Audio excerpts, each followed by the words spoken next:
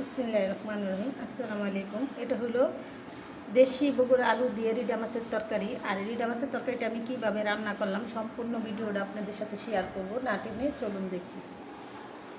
আমরা যারা ফেসবুকে কাজ করি আমরা চাইবো কফিলের সারা ভিডিও তৈরি করার জন্য একে অপরের পাশে থাকবো। নিজের ভয়েস, নিজের অরিজিনাল ভিডিও ফেসবুকে আপলোড দিব আর সাফল্যের পথে এগিয়ে যাব। তো আমরা একে অপরের পাশে থেকে চলুন হাতে হাত কাঁধে কাঁধ রেখে একসাথে সাফল্যের পথে এগিয়ে যাই।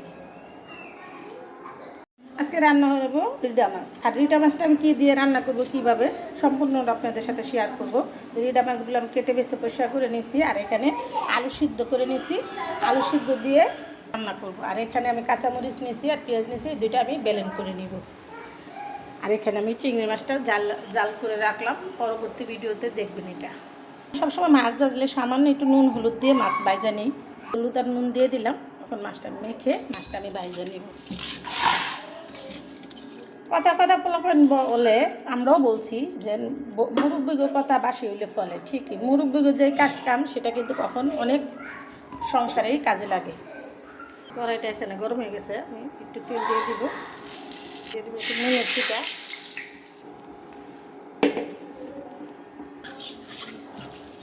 তো আমি সবসময় মাছ ভাজলে আগে তেল নুনটা একটু গরম করে ভালো করে গরম করে তারপর তেল দিয়ে দিই। তবে আমার তেলটা গরম হয়ে গেছে। সবগুলো মাছ আমি এইভাবে ভেজে নিব। এটাই আমার ফ্রাই প্যান। এটার মধ্যে আমি 8-10টা মাছ একসাথে ভাজতে পারি। সবগুলো মাছ আমি একসাথে দিয়ে দিলাম। আমি রান্না করলে মাছ কিন্তু বেশি ভাজি না, হালকা ভাজা দিয়ে রান্না করি। মাছের দুর্গন্ধটা যাওয়ার জন্য আমি এখানে হালকা ভাজা দিয়ে নিলাম। দেখেন মাছগুলো খুব সুন্দরভাবে উঠে গেছে।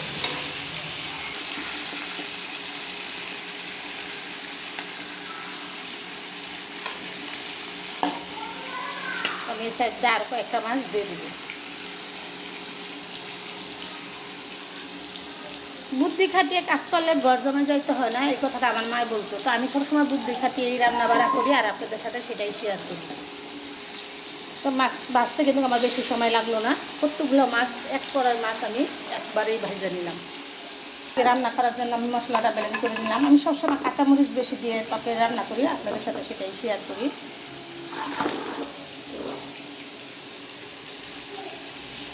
মাছগুলো আমার এখানে ভাজা হয়ে গেল, আমি নামিয়ে নিলাম। তরকারি রান্না করার জন্য কড়াই বসাই দিলাম।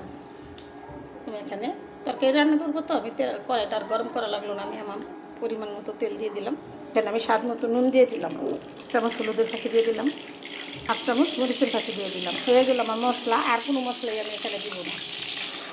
আমার রান্নাটা দেখে যদি আপনারা রান্না শিখেন, রান্না করেন, তো মনে হবে যে আমি আমার মায়ের হাতের রান্না খাইলাম। তো আমি এখানে মশলা সম্পূর্ণ দিয়ে দিলাম। মশলাটা আমি 10 মিনিট কষিয়ে নিব।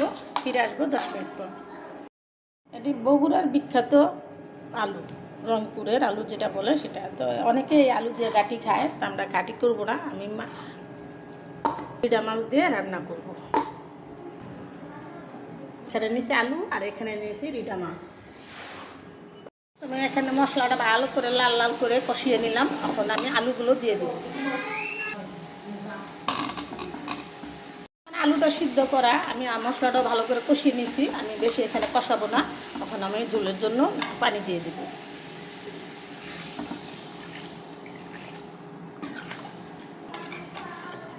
আমি এখন মাছগুলো দিয়ে দিব।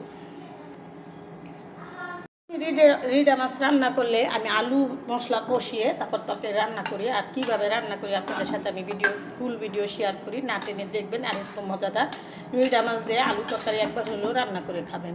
আর নতুন নতুন ভিডিও পেতে সাথেই থাকবেন।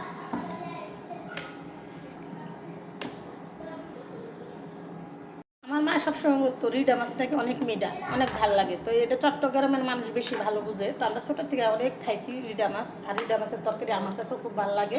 গোটা গোটা আলু দিয়ে যদি এমন রিডা মাছের তরকারি রান্না করা যায়, খেতে কার না ভালো লাগে। দেখেন দেখতে কি লোভনীয় হয়েছে।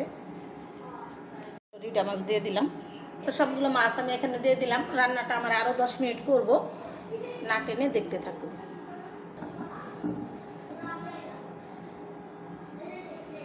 তরকারিটা আমি এই কড়াইটা আর অন্য কড়াইতে দিয়ে দিব। এই কড়াইটাতে দিয়ে দিব। এই তরকারিটা আমি এই কড়াইতে ঢেলে দিলাম। সাথে দিয়ে দিব ধনেপাতা। তো যারা পছন্দ করেন ধনেপাতা তারা ধনেপাতা দিবেন। আমার ধনেপাতা না হলে তরকারি খাওয়া আমার একদমই ভালো লাগে না। তো আমি এখানে স্বাদ মতো ধনেপাতা দিয়ে দিলাম। তো আমার এই রান্নাটা আমি আরও 10 মিনিট করব। তো আপনারাও এরকম সুস্বাদু তরকারি একবার হলেও রান্না করে খাবেন আর নতুন নতুন ভিডিও পেতে সাথেই থাকবেন। হয়ে গেল আমার দেশি আলু দিয়ে রিডা মাছের তরকারি। আর রিডা মাছের তরকারিটা আমি আর বেশি ভিডিওটা আর বড় না করে আমি এখানে রেখে দিলাম। আসসালামু আলাইকুম।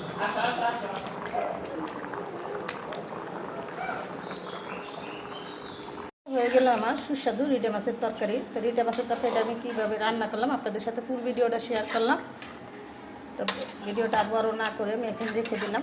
আসসালামু আলাইকুম।